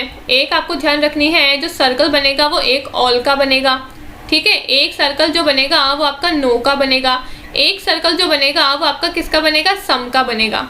ठीक है, तो इन 3 बातों को आपको ध्यान में रखना है और इनके सर्कल कैसे बनेंगे वो अभी बताती हूँ मैं आपको। ऑल का सर्कल बनेगा इस तरीके से कुछ। ठीक है, एक में एक बनेगा क्योंकि ऑल पूछा है ना, तो एक के अंदर एक होगा ऑल का सर्कल। ठीक है, ये किसका सर्कल हो गया, आपका ऑल का सर्कल हो गया। ठीक है, एक पूछेगा आपसे सम का सर्कल। सम का कैसे पूछेंगे, सम में आपको एक ऐसे बनाना है और दूसरा आपको इसके अंदर थोड़ा सा अंदर डाल के बनाना है, क्योंकि सम है तो यानी कि थोड़ा थोड़ा दोनों के बीच में कुछ चीज़ कॉमन हो जाएगी। ये होगा आपका कौन सा, सम का सर्कल हो गया। ठीक है, अभी हम क्वेश्चन करेंगे तो आपको बताऊंगी कि भाई सम का कैसे बन रहा है, ऑल का कैसे बन रहा है, पर पहले देख लो कि ऑल का, सम का जो और नौ का सर्कल जो है वो कैसे बनता है। तो ये हो गया आपका ऑल का, ये हो गया आपका सम का। अब आपसे एक पूछ सकते हैं नो वाला सर्कल, तो नो वाला आपको कैसे बनाना है, एक यहाँ पे सर्कल हो जाएगा, दूसरा यहाँ पे सर्कल हो जाएगा और नो मीन्स दोनों में कोई भी संबंध नहीं है, यानी कि ये हो गया आपका बीच में क्रॉस करके नो वाला सर्कल। ठीक है, ऑल मतलब दोनों एक दूसरे के अंदर है। ठीक है, ये इसके अंदर है यानी कि ये पूरा पूरा छोटा वाला जो है वो बड़े वाले सर्कल के अंदर आ रहा है। सम यानी कि दोनों जो है, दोनों का आधा आधा हिस्सा एक दूसरे के अंदर आ रहा है। नो मतलब दोनों एक दूसरे से किसी भी तरीके से जुड़े हुए नहीं हैं। ठीक है, अब हम चलते हैं क्वेश्चन की तरफ। क्वेश्चन में क्या बोला है, all the harmonium are instrument. All वाला सर्कल बनेगा तो ऑल वाला कैसे बनेगा, ऑल इस तरीके से बनेगा। ठीक है, तो अब हम देखते हैं all the harmoniums are instrument. तो हमको बनाना है ऑल दी हारमोनियम, पहले हमने लिख लिया हारमोनियम। ठीक है भाई, all the harmoniums are instrument यानी कि सभी हारमोनियम वाद्य हैं। ठीक है, all the harmoniums are instrument. अब आगे और पूछा है कि all the instrument are flute, यानी कि अब तीसरा क्या पूछा है आपसे, फ्लूट पूछा है। तो फ्लूट का बनेगी एकदम इसके भी बाहर बनेगी, आपकी फ्लूट बन जाएगी यहाँ पे। ठीक है, ये बन गई आपकी फ्लूट। हमको बताना है कि कौन सा कथन जो है वो सही है। पहला क्या बोल रहा है, सभी बांसुरी यंत्र है, यानी कि जितने भी फ्लूट्स है वो इंस्ट्रूमेंट है। तो फ्लूट कहाँ आ रही है, लास्ट वाले सर्कल में आ रही है। इंस्ट्रूमेंट कहाँ है, सेकंड वाले सर्कल में है। तो जो लास्ट वाला सर्कल होगा वो सबसे बड़ा सर्कल है। तो बड़ा सर्कल क्या सारा का सारा छोटे वाले में आ सकता है, यहाँ पे ऑल बोला है तो यानी कि क्या सारा का सारा बड़ा वाला सर्कल छोटे वाले सर्कल में आ सकता है, यानी कि क्या पूरा जो इंडिया है वो आपके दिल्ली के अंदर आ सकता है, या फिर आपका पूरा इंडिया जो है वो क्या आपके राजस्थान के अंदर आ सकता है, नहीं, यानी कि पूरा का पूरा फ्लूट जो है वो आपके इंस्ट्रूमेंट में नहीं आ सकती है। ठीक है, तो यानी कि पहला वाला कथन आपका गलत हो गया। अब दूसरा क्या बोला है, all the harmoniums are flute, यानी कि जितने भी हारमोनियम्स हैं वो आपके फ्लूट है, यानी कि जो छोटा वाला सर्कल है वो बड़े वाले सर्कल के अंदर आ सकता है क्या पूरा का पूरा, हाँ भाई बिल्कुल आ सकता है। कि सेकंड वाला जो कथन है वो आपका सही है। देखा, पहला वाला कथन गलत हो गया और दूसरा वाला कथन हमारा सही है, यानी कि ऑप्शन नंबर बी इसमें आपका करेक्ट आंसर होगा। अब नेक्स्ट क्या बोला है, पहली स्टेटमेंट दी आपको, पहला कथन दिया है सम आंट्स आर पैरेट। अब ये आपका सम वाला क्वेश्चन है। सम वाला डायग्राम कैसे बताया था मैंने आपको, ऐसे बनेगा। ठीक है, तो यहाँ पे क्या बोला है, सम आंट्स आर पैरेट्स। ठीक है भाई, ये बना दो आंट का सर्कल। ठीक है, और सम बोला है यानी कि सम आंट्स क्या है, पैरेट्स है ना, कुछ चींटियाँ क्या है, तोता है। तो यहाँ पे बन गया आपका दोनों का क्या हो गया, थोड़ा थोड़ा हिस्सा एक दूसरे के अंदर आ गया, यानी कि इतना हिस्सा जो है वो आंट का पेरेट है ना, पेरेट में आ रहा है और पेरेट का किस में आ रहा है, आंट में आ रहा है। आगे क्या बोला है, all the parrots are apple. अब ऑल वाला सर्कल कैसे बनेगा, पूरा का पूरा गोल बनेगा। तो all the parrot are apple, यानी कि पैरेट का तो ऑलरेडी बना हुआ है, का क्या बनेगा, इसके ऊपर बनेगा। तो ठीक है, all the apple are parrot, यानी कि सभी तोते क्या है, सेब हैं। ठीक है भाई, हमने इसका भी सर्कल बना लिया, ये बन गया हमारा डायग्राम। ठीक है, पहला क्या बोला है, all the apple are parrot, है ना कि भाई जितने भी आपके एप्पल हैं सभी सेब क्या है, आपके तोते हैं। पूरा का पूरा एप्पल आपके पैरेट में कैसे आएगा, नहीं आ सकता है। ऑप्शन नंबर पहला वाला जो कथन है वो गलत हो गया। दूसरा क्या बोला है, सम आंट्स आर एप्पल, कि जो कुछ आंट है ये आपकी एप्पल है। हाँ भाई, ये पूरा का पूरा जो सर्कल है उसमें आपका आंट इतना बन रहा है ना कि सम आंट्स आर एप्पल्स, बिल्कुल ये वाली बात आपकी सही है। तो ऑप्शन नंबर जो सेकंड है यानी कि कथन दूसरा जो है वो सही है आपका। यहाँ भी ऑप्शन नंबर बी जो है वो आपका करेक्ट हो गया। ठीक है, अगला बोला है सम एक्टर्स आर सिंगर। फिर से सम वाला डायग्राम बना लो। ठीक है, ये हो गया आपके सम वाला डायग्राम। एक बोला है सम एक्टर आर सिंगर। ठीक है, ये एक्टर बन गए, ये सिंगर बन गए, यानी कि इतना जो हिस्सा है वो दोनों का क्या है, कॉमन है। ठीक है, all the singer are dancer. जितने भी सिंगर है वो सभी क्या है, डांसर है। ठीक है भाई, सभी सिंगर क्या हो गए, आपके डांसर हो गए। सिंगर के ऊपर हमने डांसर वाला सर्कल बना लिया। अब कंक्लूजन में क्या बोला है, निष्कर्ष में क्या बोला है, सम एक्टर्स आर डांसर्स, यानी कि कुछ कलाकार क्या है, नर्तक हैं। ठीक है, some actors are dancer. Some actors जो हैं वो आपके डांसर्स हैं। बिल्कुल भाई, जब कुछ हिस्सा एक्टर का कहाँ पे आ रहा है, सिंगर के अंदर आ रहा है, और सभी सिंगर अगर आपके डांसर हैं तो कुछ एक्टर जो है वो आपके डांसर होंगे ना, बिल्कुल होंगे, ये सही बात है आपकी। दूसरा बोला है नो सिंगर इज एक्टर, यानी कि कोई भी गायक जो है वो अभिनेता नहीं है। Know singer is actor. अब आपको ध्यान रखना है यहाँ पे नो जब भी आएगा ना तो ये आपकी पॉसिबिलिटी कहलाएगा। ठीक है, नो जब भी आएगा समझ लेना कि ये आपकी पॉसिबिलिटी है, यानी कि संभावना है कि ऐसा हो सकता है। यहाँ पे बोला है कि नो सिंगर इज एक्टर, यानी कि कोई भी सिंगर जो है वो एक्टर नहीं हो सकता है क्या। यहाँ पे संभावना पूछी है, नो का मतलब है संभावना, पॉसिबिलिटी, कि जो सिंगर है वो आपका एक्टर नहीं है, लेकिन है। यहाँ पे तो क्या बोला था ना कि सम एक्टर आर सिंगर, यानी कि कुछ सिंगर जो है वो क्या है, एक्टर है, यानी कि कुछ सिंगर जो है वो आपके एक्टर है। ठीक है, तो यहाँ पे तो लेकिन क्या बोला है कि कोई भी सिंगर जो है वो एक्टर नहीं है। क्या ये संभावना हो सकती है, नहीं हो सकती है। तो दूसरी वाली कथन आपकी गलत हो जाएगी, तो पहला आपका सही है, ऑप्शन नंबर ए जो है वो आपका सही है। अगला क्वेश्चन क्या बोला है, अगला बोला है some paper are pen and all the pencil are paper. ठीक है, सम पेपर, अब सम का डायग्राम बना लो पहले। ठीक है भाई, ये सम का डायग्राम बना लिया। क्या बोला है, सम पेपर आर पेन। ठीक है, कुछ पेपर क्या है, पेन है आपके, तो हमने ये पेपर बना लिया और ये पेन बना लिया। अब फिर बोला है all the pencil are pen, यानी कि पेन के अंदर बनेगा आपका क्या, पेंसिल बन जाएगा। अब कंक्लूजन में क्या बोला है, सम पेन आर पेंसिल, कुछ पेन जो है वो आपके पेंसिल है। अब कुछ पेन जो है वो आपके पेंसिल है। हाँ भाई, बिल्कुल सही बात है, तो ये आपका सही हो गया। फिर दूसरा बोला है सम पेन आर पेपर, कुछ पेन जो है वो पेपर है, यानी कि सम पेन आर पेपर। यहाँ पे हमको दिख रहा है कि पेन और पेपर का तो कुछ हिस्सा आ रहा है ना एक दूसरे के अंदर, तो यानी कि ये वाला भी सही है। इसमें आपके both the conclusions are follow. ठीक है, दो डी ऑप्शन आपका करेक्ट हो गया, दोनों ही जो कंक्लूजन है वो आपके सही है। ठीक है, ठीक है, तो ये थे आपके सिलोजिज्म के क्वेश्चंस। अब नेक्स्ट क्या बोला है, A P R X S and Z are sitting in a row. ठीक है, A P R X S और जेड एक लंबी लाइन में बैठे हैं, रो के अंदर बैठे हैं। ठीक है, S and Z are in the centre, तो एक लाइन बना लो, एस और जेड कहाँ है, सेंटर में है। तो ठीक है, ये हो गया आपका एस, ये हो गया आपका जेड। ठीक है, A and P are at the end, A और पी जो है वो एंड में है। ठीक है, तो हमने बना लिया यहाँ पे इस एंड में बना लिया पी, इस एंड में बना लिया ए को। ठीक है, R is sitting to the left of A के लेफ्ट में बैठा है आपका आर, तो ए का लेफ्ट कहाँ होगा, यहाँ पे होगा, जो यहाँ पे हो गया आपका आर। ठीक है, लेफ्ट होगा ये, और ये क्या होगा, ये हो जाएगा आपका राइट, लेकिन पूछा था लेफ्ट, तो यहाँ पे लेफ्ट में हमने आर को बिठा दिया। ठीक है भाई, तो पूछा है who is to the right of P, तो पी के राइट में कौन है, यहाँ पे कौन है, हमको वो बताना है, तो यहाँ पे हो जाएगा आपका एक्स। ठीक है, तो ऑप्शन नंबर बी आपका करेक्ट हो गया।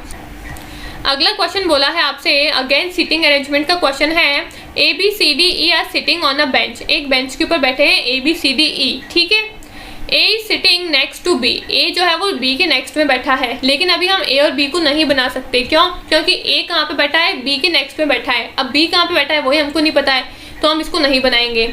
सी is sitting next to D, C जो है वो डी के बगल में बैठा है। ठीक है भाई, लेकिन कहाँ है इनका अगल बगल वही हमको नहीं पता है, तो हम इसको भी नहीं बनाएंगे, इसको भी अभी के लिए छोड़ दो। आगे बोला है D is not sitting with E, D जो है वो ई के साथ में नहीं बैठा है। Who is on the left end of bench, ठीक है, यानी कि ई की हमको पोजीशन पता चल गई, ई कहाँ पे बैठा है, लेफ्ट के जो बेंच है आपके उसके लेफ्ट एंड में बैठा है। तो लेफ्ट कौन सा हो गया, ये हो गया आपका लेफ्ट, उसके एंड में बैठा है ई, यानी कि ई से हम अब शुरुआत करेंगे क्वेश्चन को करना। अब ई से हम शुरुआत करें क्वेश्चन को करना। फिर क्या बोला है, C is on the second position from the right, अब राइट से दूसरा नंबर पे है आपका सी, तो सी राइट हो गया, ये आपका इससे दूसरा नंबर पे हो गया आपका सी। ठीक है, सी हो गया दूसरा नंबर पे।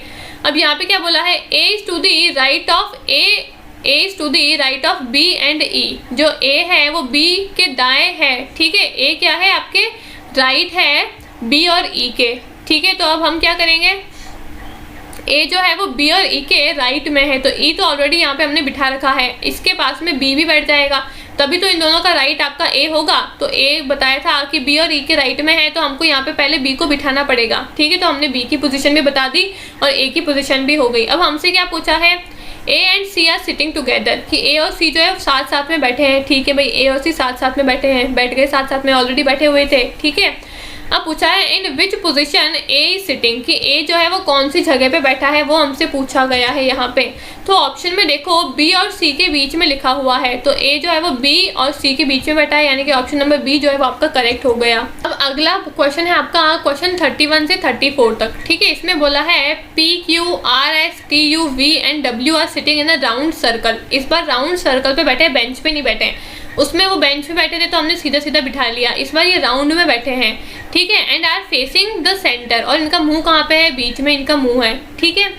अब हमको सर्कल बनाना है, सबकी पोजीशन बतानी है और क्वेश्चन को सॉल्व करना है, ठीक है। यहाँ पे भी सेम राइट और लेफ्ट का कंसेप्ट ध्यान में रखना है। आपका राइट इनका राइट होगा, आपका लेफ्ट इनका लेफ्ट होगा, बस, और कुछ नहीं देखना है, ठीक है। और सबसे पहले बोला है P is second to the right of T, ठीक है। T के सेकंड राइट में है आपका P, तो हमने यहाँ पे बिठा दिया P को। और इसका सेकंड राइट कौन सा होगा, ये हो गया फर्स्ट राइट, ये हो गया आपका सेकंड राइट। सेकंड राइट पे बिठा दिया हमने T को, ठीक है। Who is neighbour of R and V, तो T जो है वो R और V का क्या है, पड़ोसी है। तो यानी कि एक जगह इधर पड़ोसी में बैठ जाएगा R और इधर पड़ोस में बैठ जाएगा आपके V, ठीक है। जो क्वेश्चन में बोला है सिर्फ वही कर रहे हैं और खुद से कुछ भी नहीं कर रहे हैं। पहले बोला था कि P के सेकंड राइट में T है, तो P हो गया यहाँ पे, उसका राइट होगा यहाँ पे, तो पहला राइट में तो ये हो गया। सेकंड राइट में बोला था तो हमने सेकंड राइट में बिठा लिया T को, यानी कि यहाँ पे बैठ गया, ठीक है। फिर बोला है T कौन है, जिसका नेबर R और V है, तो एक तरफ हमने R को बिठा लिया, दूसरी तरफ हमने V को बिठा दिया, ठीक है। अगला क्या बोला है, C is not the neighbour of P, C जो है वो P का नेबर नहीं है, तो ठीक है, हम इससे अभी कुछ भी नहीं बता सकते हैं, इसको भी छोड़ दो, ठीक है। सॉरी, S जो है वो P का नेबर नहीं है, तो हम S को अभी कुछ भी नहीं बता सकते हैं, इसको छोड़ दो। अगला क्या बोला है, V is neighbour of U, U का नेबर कौन है, V, तो जब V यहाँ पे बैठा है तो हम यहाँ पे U को बना सकते हैं, उसका पड़ोसी, तो पड़ोसी पास में रहेगा, तो U का भी बना दिया हमने। फिर बोला है Q is not between S and W, S और W के बीच में Q नहीं है, तो यहाँ पे हमने क्या कर दिया, P के बीच में, P के पास में हमने Q को बिठा दिया और यहाँ पे हमने W को बिठा दिया, और S को हमने कहाँ पे बिठाया, इसके पास में बिठा दिया, क्योंकि S जो है वो Q और W के बीच में नहीं है, यानी कि Q और W पास पास में है, S जो है वो साइड में बैठा है, ठीक है। और W is not between U and S, W जो है वो आपका U और S के बीच में नहीं है, यानी कि दोनों, मैंने बोला था ना, दोनों पास पास में बैठेंगे, W और Q। S जो है वो W के पास में नहीं बैठेगा, यानी कि S जो है वो W और Q के बीच में नहीं बैठेगा, ठीक है। यहाँ पे हो गया आपका ये सारा पूरा सर्कल फॉर्म हो गया। अब आपसे क्या पूछा है क्वेश्चन में, which two of the following are not neighbour, कौन से दो जो है निम्नलिखित में से कौन दो पड़ोसी नहीं है, वो आपसे पूछा है। A है RV, B है VU, C है RP और D है QW, कौन से पड़ोसी नहीं है।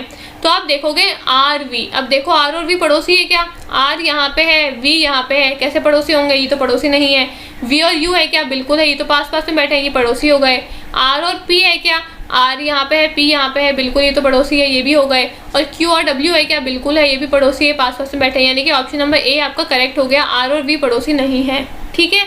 सिर्फ आपको सर्कल का ध्यान देना है, सर्कल ध्यान से बना दिया, पोजीशन सबकी ढंग से कर ली, लेफ्ट और राइट का ध्यान रख लिया, तो क्वेश्चन बहुत ही आसानी से सॉल्व हो जाएगा, ठीक है।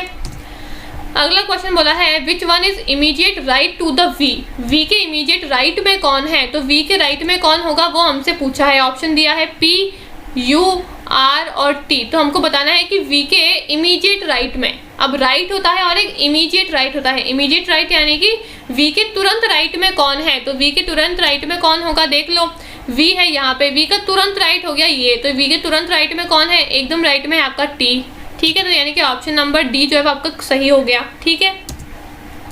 अगला क्वेश्चन है which of the following is correct, इन चारों में से कौन सा सही है वो हमको बताना है। C एकदम सही है, ठीक है। अगला क्वेश्चन है what is the position of S, S की पोजीशन क्या है वो हमको बतानी है। To the immediate right of W, हाँ भाई ये वाली बात एकदम सही है, तो ऑप्शन नंबर C जो है वो एकदम करेक्ट है। अगला क्वेश्चन आपसे बोला है 35 से 36 तक क्वेश्चन है, जिसमें बोला है 5 girls are sitting on a bench. अब एक बेंच पे बैठी, यानी कि फिर से सीधी लाइन में बिठाएंगे 5 लड़कियों को, ठीक है। Reema is to the left of Rani, ठीक है। रानी के लेफ्ट में है आपकी रीमा, कौन है? सीमा है, सीमा, ठीक है। सीमा कहाँ है? रानी के लेफ्ट में है, यानी कि रानी को हम अगर यहाँ पे बिठाते हैं तो उसका लेफ्ट हो जाएगा ये, तो उसके लेफ्ट में बैठ गई आपकी सीमा, ठीक है। And to the right of Bindu, Seema is to the left of Rani, Rani के लेफ्ट में है लेकिन बिंदु के राइट में है कौन? सीमा। तो बिंदु को हमको यहाँ पे बिठाना पड़ेगा, तभी तो उसका राइट ये होगा और तभी तो सीमा जो है वो उसका राइट में आएगी। यानी कि हमको जो है बिंदु की पोजीशन पता चल गई, हमको रानी की पता चल गई और हमको किसकी? सीमा की पता चल गई, ठीक है। जो है वो रानी के राइट में है, ठीक है। तो हम रानी का राइट, ये वाली जगह भी खाली है और ये वाली जगह भी खाली है, हम कहीं पे भी रख सकते हैं। लेकिन दूसरी लाइन पढ़ोगे तो दूसरी में क्या लिखा है?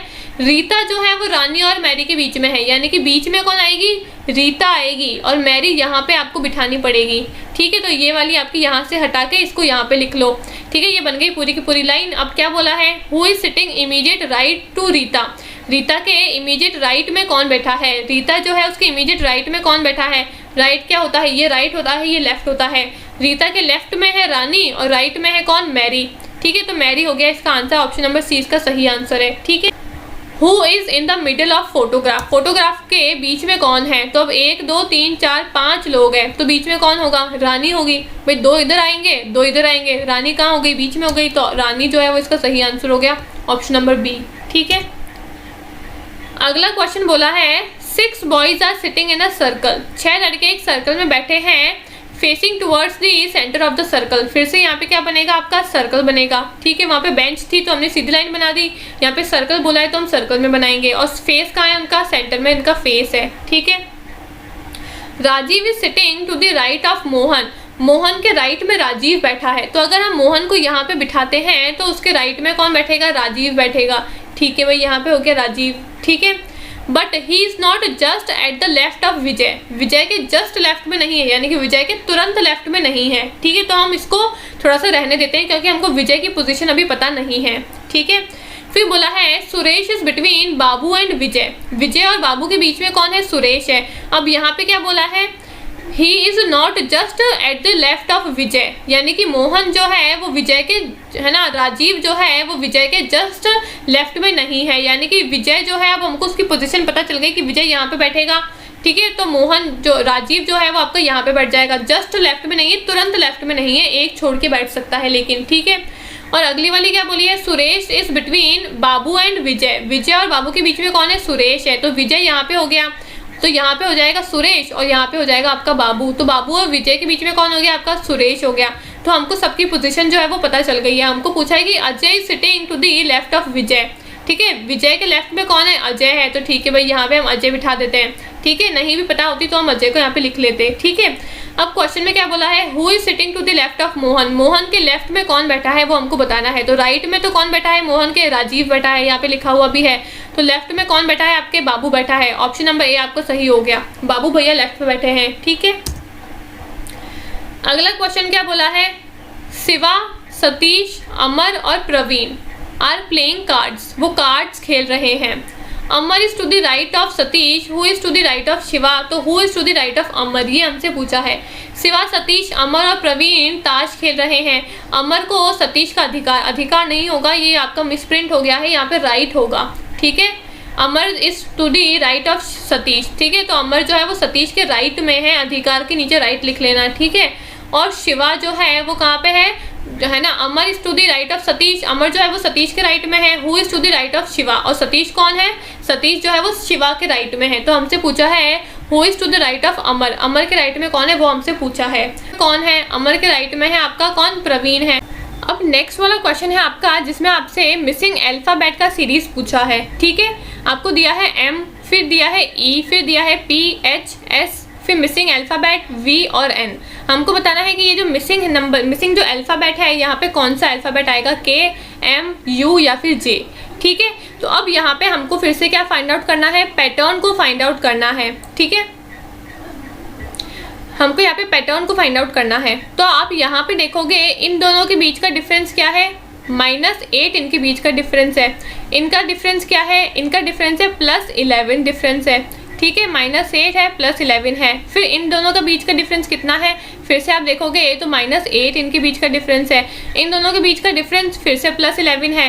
तो हम ये बोल सकते हैं कि यहाँ पे -8 प्लस 11 -8 प्लस 11 की एक सीरीज बन रही है, एक पूरा पैटर्न बन रहा है। तो यानी कि जब इन दोनों के बीच का डिफरेंस 11 है तो इन दोनों के बीच का डिफरेंस फिर से -8 हो सकता है, नहीं हो सकता?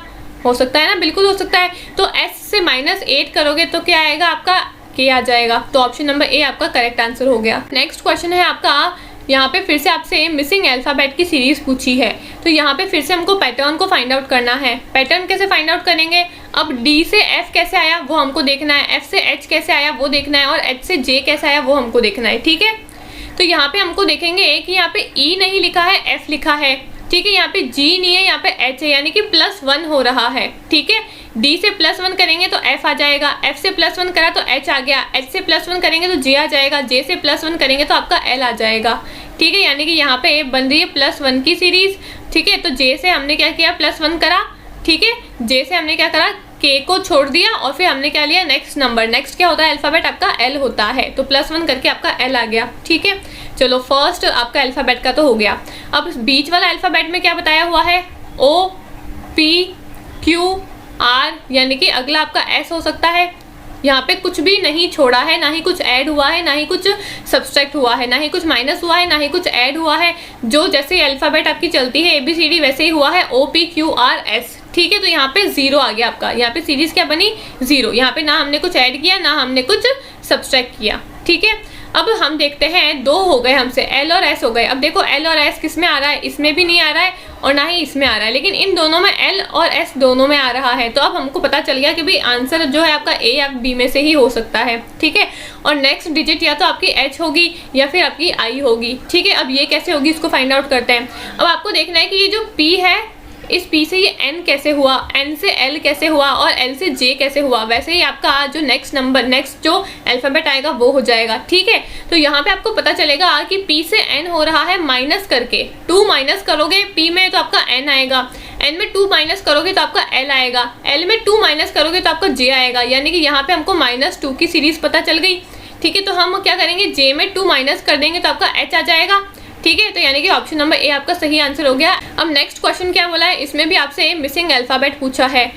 HQCF MV HK JS EH OX JM का नेक्स्ट डिजिट क्या होगा, नेक्स्ट अल्फ़ाबेट क्या होगा वो आपसे पूछा है। ठीक है, तो अब यहाँ पे आपको देखना है कि सबसे पहले H का M कैसे हुआ, M का J कैसे हुआ, J का O कैसे हुआ। वैसे ही आपका यहाँ पे फर्स्ट जो नंबर है वो होगा, फर्स्ट अल्फ़ाबेट होगा। ठीक है, तो आप देखोगे कि J का M हुआ है आपका +5 करके।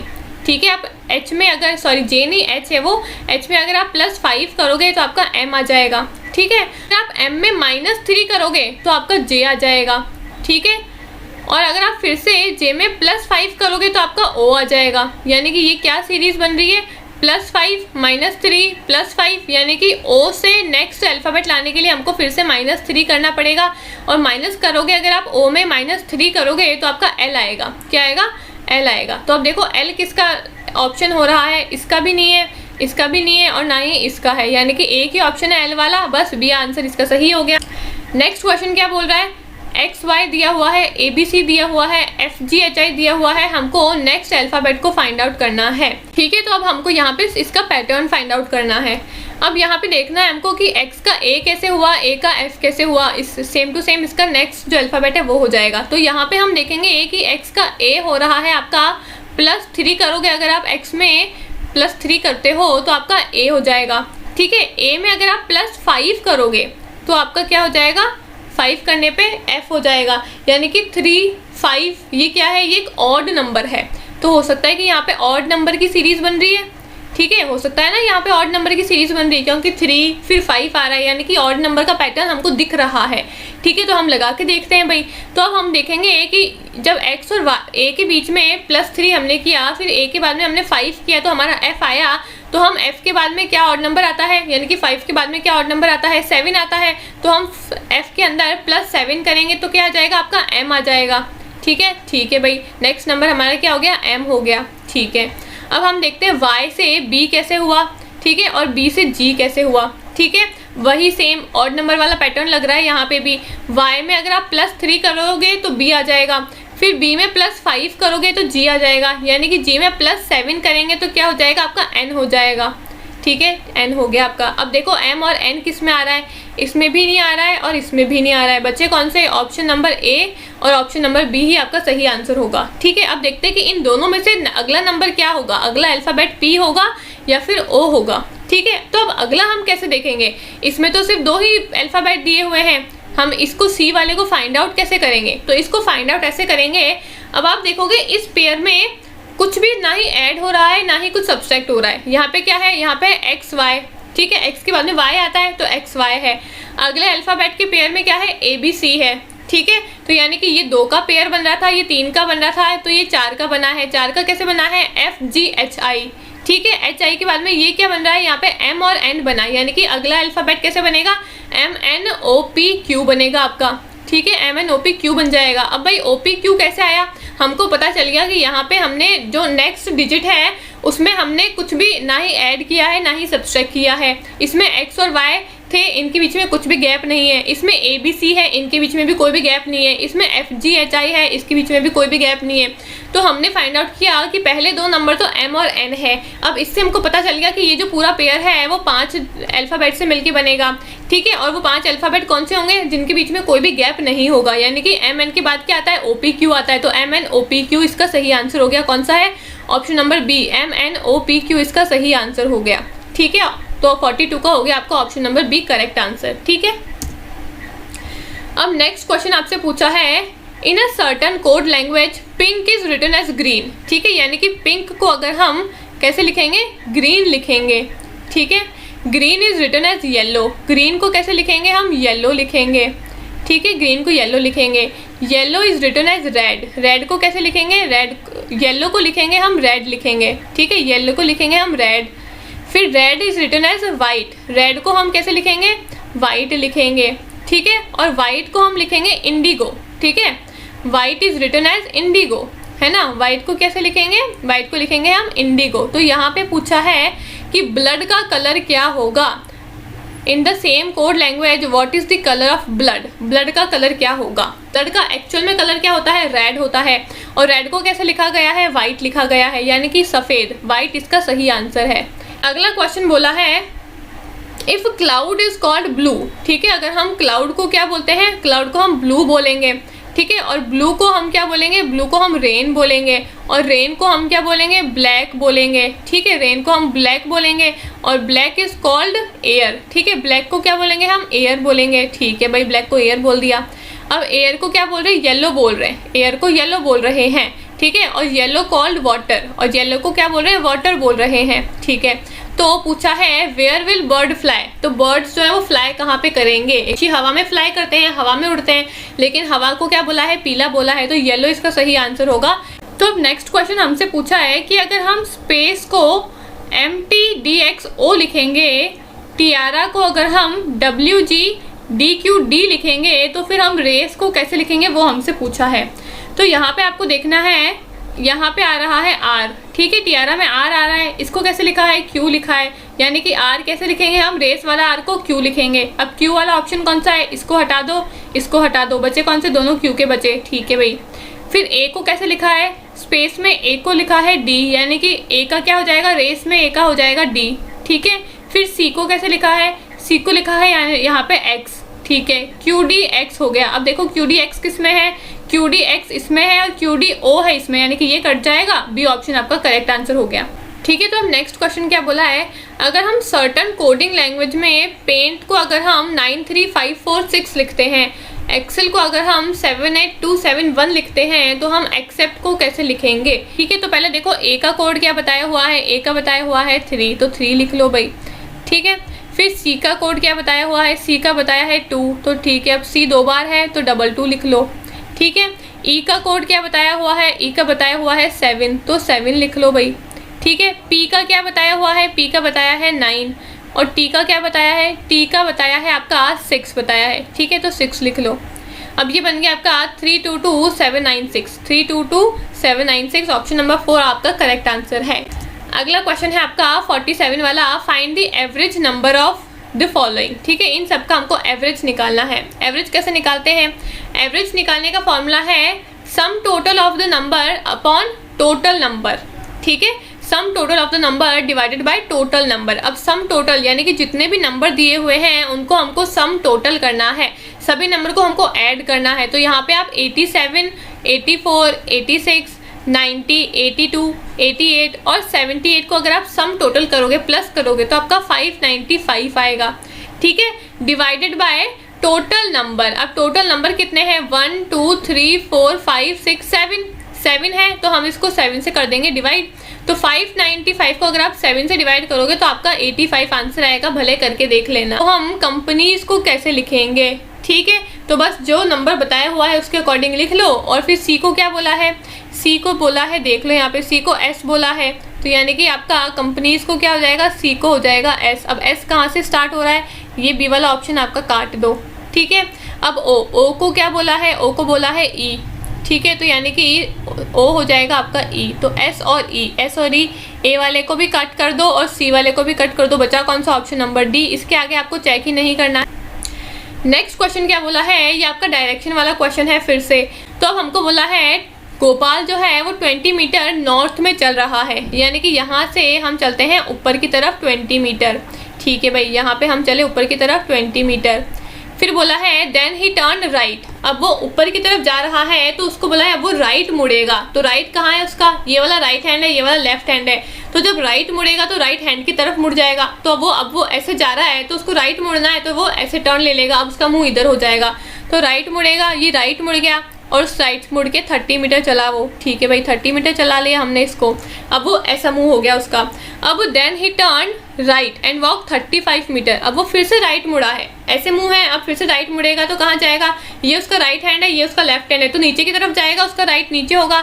और कितना चलना है, 35 चलना है, तो ठीक है 20 तो इतना हो गया, ठीक है, ये 20 था तो इतना तो 20 हो गया। अब थोड़ा सा नीचे और ले आते हैं तो ये पूरा कितना हो गया आपका 35 हो जाएगा, ठीक है भाई 35 हो गया।